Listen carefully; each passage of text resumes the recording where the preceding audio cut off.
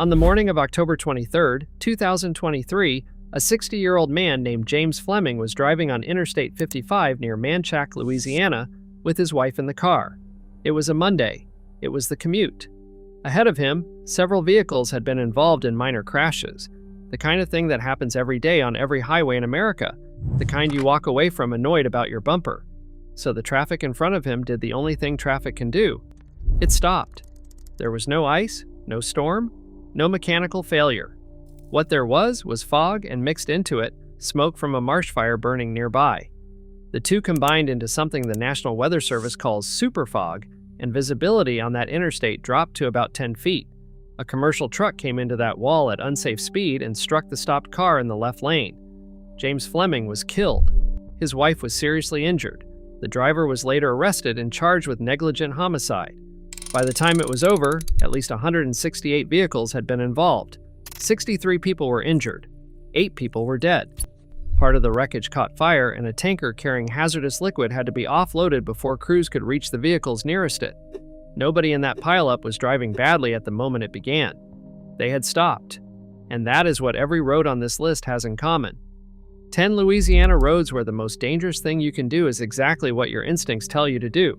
Pull over, slow down, come to a halt. Here's the number that should stop you.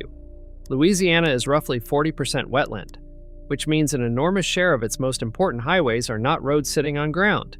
They are structures sitting on water. Coming up, 18 miles of interstate with no shoulder at all and over 1,500 crashes in a decade. A bridge nearly 24 miles long where, for 8 of those miles, you cannot see land in any direction. And a road at number 1 where a minor fender bender routinely closes an interstate for 8 hours. So here is the quiet contradiction at the heart of all 10 of these roads. Every one of them is a modern, engineered, perfectly maintained highway. Picture the drive the way you would actually make it. 4 lanes of concrete, 70 miles an hour posted, new guardrail, fresh striping, big green signs, cypress and open water on both sides, egret standing in it, the prettiest drive in the American South. That is exactly the problem. Danger you can see, you slow down for. Ice, fog, a hairpin turn, a construction zone. Your foot moves before your brain finishes the thought. None of these roads give you that. They give you a flawless surface and a beautiful view, right up until the moment you need something that is not there. And here is the one fact I want you to hold on to, because we come all the way back to it at the end. On most of these roads, there is no such thing as off the road. Hold on to that one. Let's count it down. Number 10. Chef Mentor Highway, US 90. When I first drove Chef Mentor Highway east out of New Orleans through Bayou Sauvage, I was struck by how quickly a city becomes a marsh. Here's the wildcard fact. Within a few minutes of a major American city, this road runs through one of the largest urban national wildlife refuges in the United States, with water directly against the pavement edge. Now here's what people get wrong. Everyone assumes proximity to a city means proximity to help. Look at what is actually beside you. Not a shoulder with grass and a ditch. Open marsh. If a vehicle leaves the pavement here, it does not roll to a stop in a field. It goes into water immediately, with no barrier and no runoff distance. And the response problem is not distance in miles, it is access. An ambulance can reach the roadway quickly.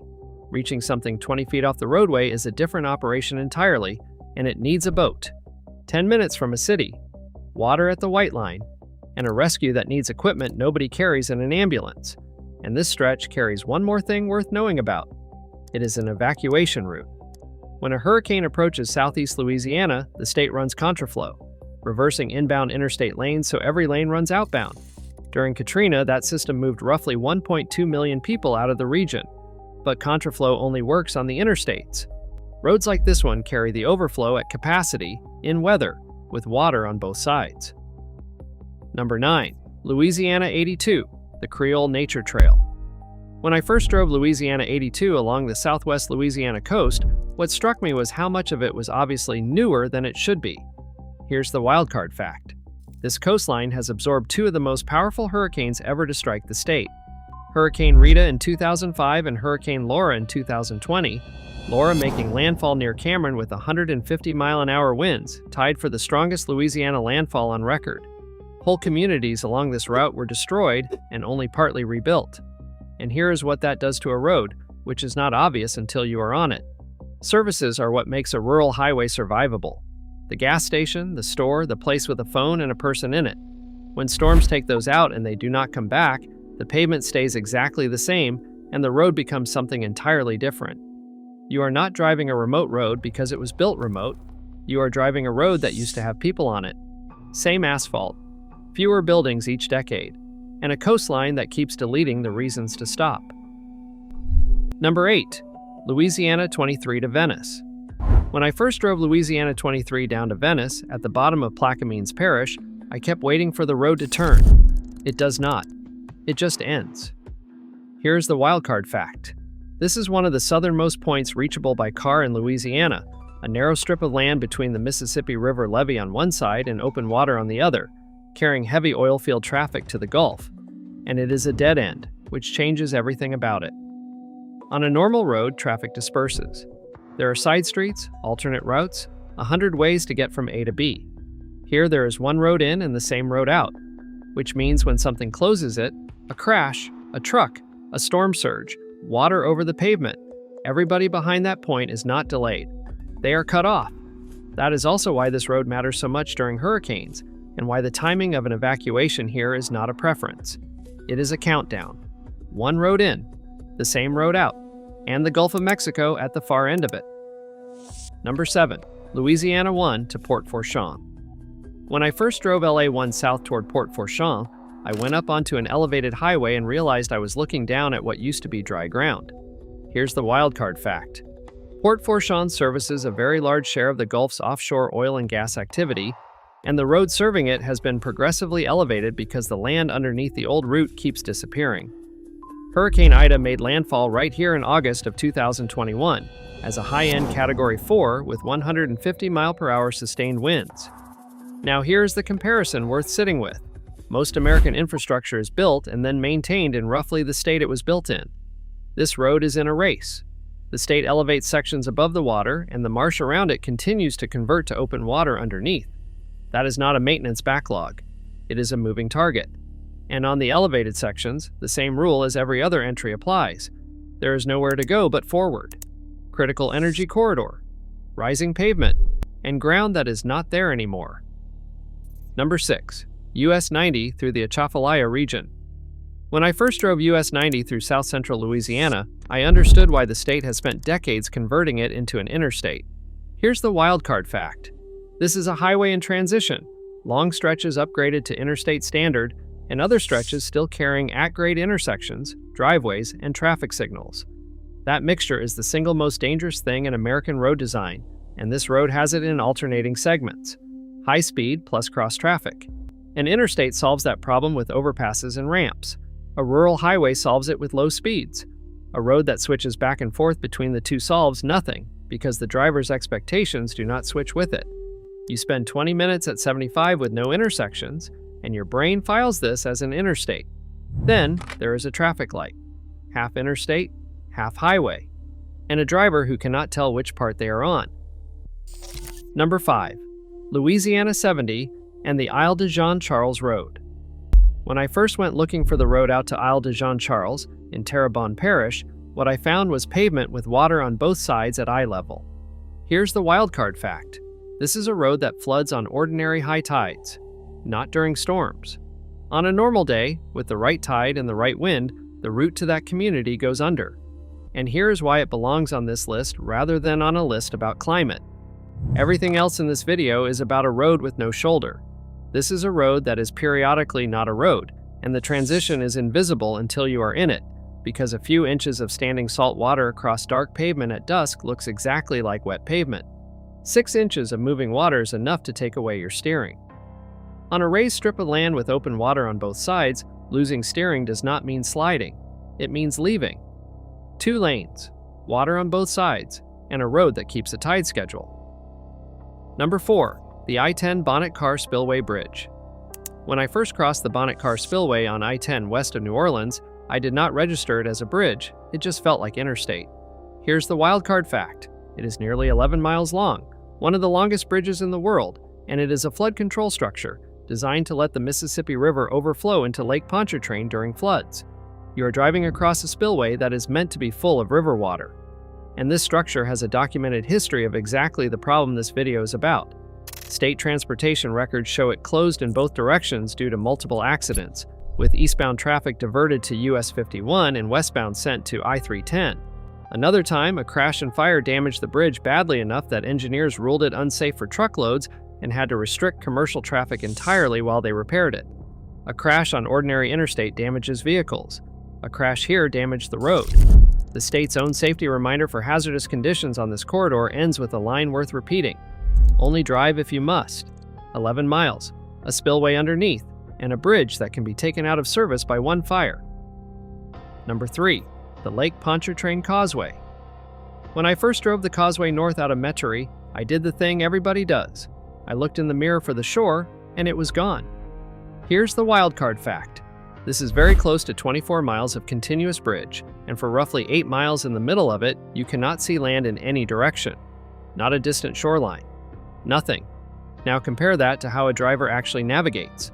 Everything you do behind the wheel is calibrated against fixed reference points: the tree line, a building, the horizon, the shoulder. That is how you judge speed, position, and drift, mostly without knowing you are doing it. Take all of it away and replace it with flat gray water and a low rail, and drivers report exactly what you would predict. Speed misjudgment, drift, vertigo, and a specific, well-documented anxiety that makes some people physically unable to drive it. The causeway maintains its own police force and its own patrol system, precisely because there is no other way to reach anybody in the middle of it. 24 miles, 8 of them out of sight of land, and nowhere to turn around. Number 2. Interstate 55 through the Manchac Swamp, and number 2 is the road we started on. When I first drove Interstate 55 north out of LaPlace, across the Manchac Swamp, I was on one of the longest bridges in the United States, and it barely registers as one. Here's the wildcard fact. The super fog that formed here on October 23, 2023, dropped visibility to roughly 10 feet, and it did it during the Monday morning commute on a bridge with no exit. And here's the crucial detail about how it actually unfolded, because it is not what people assume. It did not start with one catastrophic crash, it started with several minor ones. Fender benders, vehicles that stopped. Then everything behind those vehicles stopped too, correctly, reasonably, exactly as anyone would. And then vehicles kept arriving into 10 feet of visibility at highway speed, one after another, for as long as the fog held. That is the mechanism of a mass pileup, and it explains why the death toll had to be revised upward for days. Investigators could not reach parts of the scene because a compromised tanker of hazardous liquid was sitting in the middle of it. Now compare that fog to ordinary fog, because superfog is a specific thing. It forms when smoke from smoldering organic material, marsh, brush, peat, mixes with saturated air near the ground. The smoke particles give water vapor something to condense onto, and the result is far denser than either one alone, which means it does not arrive gradually the way coastal fog does. It sits in patches, and you enter it at speed. Marsh fire smoke, morning fog, and 168 vehicles that all did the reasonable thing. Number 1, the Atchafalaya Basin Bridge. And honestly, this is the one every truck driver in the South already knows about. When I first drove the Basin Bridge between Baton Rouge and Lafayette, the thing that got me was not the length. It was looking right and seeing a rail, and past it, nothing. Here's the wildcard fact. It is 18.2 miles long, it carries over 30,000 vehicles a day, and it was built without emergency shoulders. None. For 18 miles. The bridge has recorded well over 1,500 crashes in a decade. And because there is no shoulder and there are almost no exits, even a minor fender bender can paralyze Interstate 10 for 8 hours or more. Now here is why it is number 1, and it is the thing nobody plans for. On this bridge, the crash is frequently not the emergency. The cue behind it is. When both lanes block, everyone behind is trapped on an elevated structure over a swamp with no exit until they clear the whole thing. Not delayed, trapped. Traffic gets forced off miles back at Lobdell and Port Allen and sent around on US 190, and everyone already on the bridge simply waits. And the consequences of leaving the pavement here are absolute. In one crash near Whiskey Bay, an 18-wheeler went over the bridge rail and into the basin. The driver was pulled out by medical helicopter in critical condition. There is no embankment, there is no ditch, there is the rail, and then the largest river swamp in the country, 70 feet down, 18 miles, 0 shoulders, and 1,500 crashes with nowhere for any of them to go. So here's the actual answer, the one all 10 of these have been building toward. Every danger you naturally respect hands you a signal your body already knows. Ice makes the wheel go light. Fog you can watch closing in. A curve you can see coming. Rain you can hear on the roof. Your foot lifts off the gas before you've consciously decided anything. Not one hazard on this list does that. But the mechanism here is not the water, and it is not the fog. It is the absence of one piece of engineering that every other American road has trained you to rely on. The shoulder. Think about what a shoulder actually does. It is where a breakdown goes. It is where a fender bender gets moved to. It is where the tow truck parks, where the ambulance parks, where the trooper stands. It is the reason a minor incident on an ordinary highway stays minor, because within about 90 seconds, the problem is beside the road instead of in it. Every one of these Louisiana roads removes that. On a causeway, there is no beside. A stopped vehicle is not out of the way, because there is no out of the way.